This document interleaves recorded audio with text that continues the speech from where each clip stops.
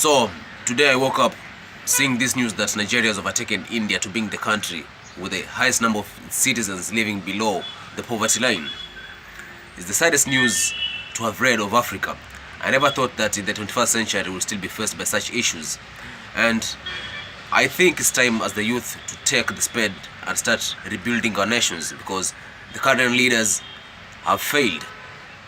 The current leaders have failed to making our countries great. Despite all the resources that we're having, we get to find that we are allowing Western countries to come and exploit our resources, to come and take the highest percentage of our resources and give us the little. It is so sad to see the youth being manipulated by leaders to vote them into office. And these leaders, when they get into office, they're not doing anything. When they get into office, they only think of themselves and their families. It's now in Nigeria, but it might come to your country. And as I read the news, I saw a list of almost 15 African countries that are affected with poverty. And to mention a few, the countries are Kenya, Tanzania, Uganda, and Ethiopia. Today it's Nigeria.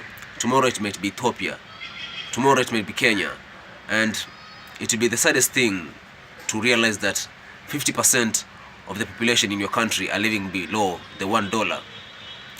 But all in all, we can still make a change. There's always time to make a change, and I think the time is now. It is us youth to take the spade and start rebuilding our nations. Let us not vote leaders based on tribal lines. Let us not vote leaders because they're famous. Let us vote leaders because they're going to give us something that will be profitable to us. I think it's time for the youth to take the spade and start rebuilding the nations, because it is the 21st century and we don't want to be faced by things to do with poverty. Our forefathers never fought for independence only to get paid in this way. Let us make them happy where they are. Let us stand, let us rise, let us take the spade, let us build our nations, let us do away with leaders that are taking us down. Let us embrace education and self-dependence. Let us fight corruption. Let us take the spade. Let us take the responsibility of building our nations. Again, Africa is a great continent and Africa has the most richest resources in the world. But I fail to understand why we're still faced with things to do with poverty. With all these resources at our disposal, it is time for Africa to rise.